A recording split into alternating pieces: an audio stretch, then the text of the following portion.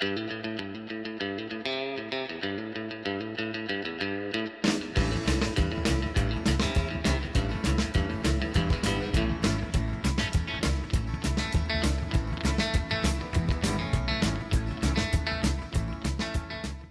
my name is CJ Ken Solving. I'm president of the Lee County Cowboy Hall of Fame. This is a fellow board member of mine, Clayton Reed, and we're here to talk to you today about branding. Cow can't tell you where they came from or who they belong to. It keeps people honest, it's permanent, can't be removed. Ear tags can be removed and changed real easy. Tattoos can be changed. RFID tags, the radio frequency ones, they work kind of like the same as the scanner at the grocery store. Those can be removed real easy. And you know, I guess a few years ago when we had that big snowstorm when Goliath came through here, so it snowed so much it covered up all the fences, and there was just hundreds and hundreds of cattle that were all mixed in together. Well, if they're not branded, the only person that gets all their cattle is pretty well the first guy that gets there. This process has been around a long, long time. In New Mexico, the first brand was introduced in 1598 by Don Juan de Oñate near Santa Fe.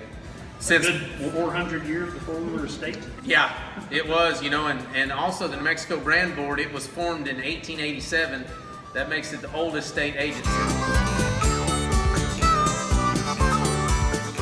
In New Mexico, we have what's called brand inspectors, and they're, I guess it'd be a branch of law enforcement, and what they are, their job is to literally inspect the brands. So if Clayton came over to my house and I had some cattle to sell, the brand inspector would come over and he would look at my cattle, and he would inspect each one of the cattle with their brand and make sure that they have my brand on them before I can sell them to Clayton. And then after Clayton takes possession of him, he has a set amount of time to put his brand on there to prove ownership. You're supposed to notify the brand department when you bring cattle in, when cattle leave, and when you're selling cattle, even within the state or the county. And they also do things like if you're out checking your cows one day and you see a cow that doesn't belong to you, and you don't recognize any of your neighbor's brand on it, you can call your brand inspector. He can come out and look, and they will run through their brand book, try and figure out who it belongs to, and they'll try and get it returned to the right person. So I have right here, this is a New Mexico brand book. This would be kind of the encyclopedia, or for millennials, probably the Wikipedia of branding. There's a lot of brands up here that you can see here behind us, and there's a lot of confusion of how you read a brand. A brand is filed based upon its first letter or character, and to read a brand, you're going to read it from the left to the right, top to the bottom. That would be just like reading in the English language. This brand that's right here, this is some of Clayton's family. Lynn Medlin, that would be his great uncle. That's a L7. This would be his granddad's brand. Lazy L7. Clayton's going to tell you a good story on those two brands. Yeah. When they were partners together with their dad, they all ran the whole ranch under the L7 brand, and they went to split it up between the brothers, and their dad told them, said, we'll flip a coin. Whoever wins the coin toss gets the original L7 brand and then writes other than a check for $500. And so they flipped the coin, and Lynn won the coin toss, so he got the L7, and my granddad went and registered the lazy L7, just turned it 90 degrees. So he didn't even have to make a new branding iron. You can use letters and numbers for the obvious ones, but there are also other special characters.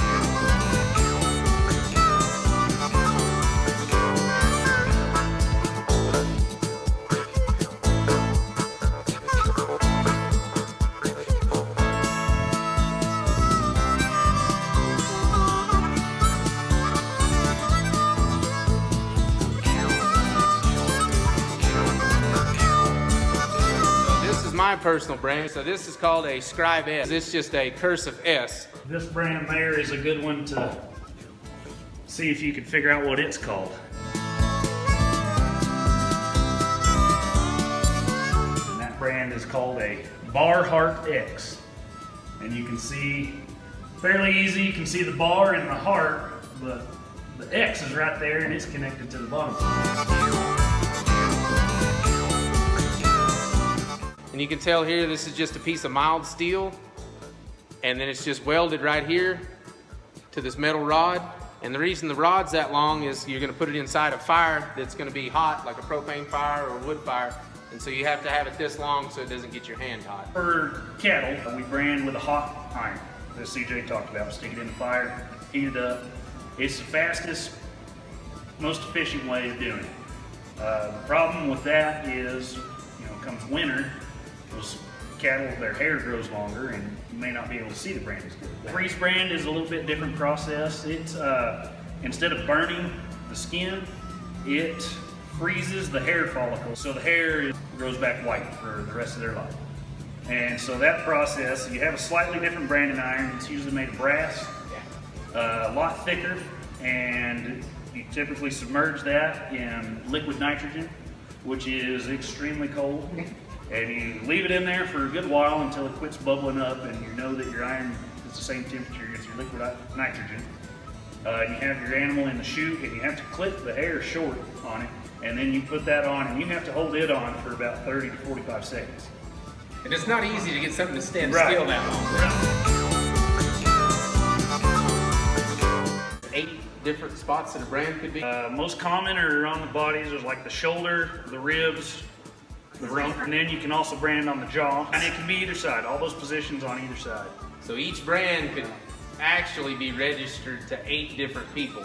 Right, you could get the same brand in a different spot. Yeah, that's why it's always important to get it in the right spot. Yeah, turn your branding iron the wrong way and you can brand cattle for somebody else. Yeah, exactly. It happens all the time, every day.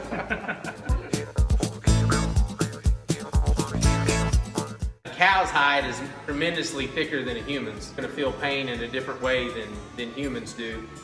And it's very short term, when you brand something, I don't know, Clay, what do you hold the iron on there? A few seconds? Yeah, I usually count to about 5. Yeah, so, it's pretty short term, and then after that, there's really no pain. Most of the time when you see animals, when they're being branded or getting their vaccines or castrated, to me, most of the time, the fear really is from their separation from their mothers.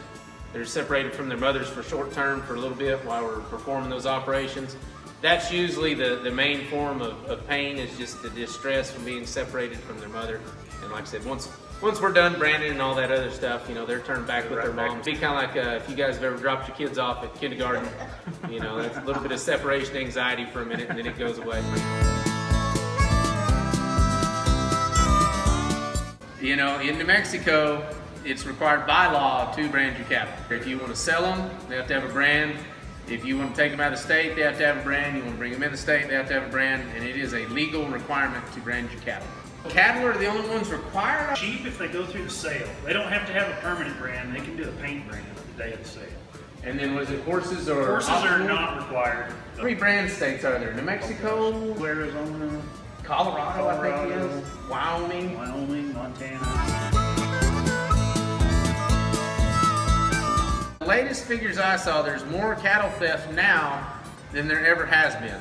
Everybody thinks cattle theft. They're like, oh, Billy the Kid. And Old West story. Old West. Well, say if I went and stole some of Clake's cattle that had his brand on there, you'd take and rope that animal, tie it down, and then you'd build you a little campfire. You'd have what's called a running iron. It was just a blank iron, usually just a flat piece of iron, and then you would take and draw different shapes on Clake's brand to make it look like my brand or someone else's. It never is completely the same, because if you slaughtered that animal and skinned it, those brands cause permanent scars. That's why they're a permanent form of identification.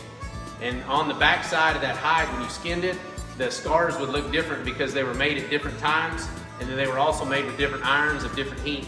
So after that animal was slaughtered, you could definitely tell. Well, we've got really nice pickups and trailers and way better ropes and horses than we used to. So it's actually easier to steal cattle. You sneak out there, rope a couple, stick them in a trailer. You're miles down the road before anybody knows. So what happens is now, like in New Mexico, we require you to have a brand. Like we talked about earlier, if I sold mine to Clay, everybody's gonna know where they came from and where they went. But what I could do, go over to Clay's house, steal some cattle, take them to a sale barn in Texas, and they don't require a brand, so they don't know whose they are, and so they'll just run them right through the sale ring. They run them right through the sale ring. Those cattle could be moved on to 5 or 6 different owners before the original owner that was stolen from even realizes it's gone.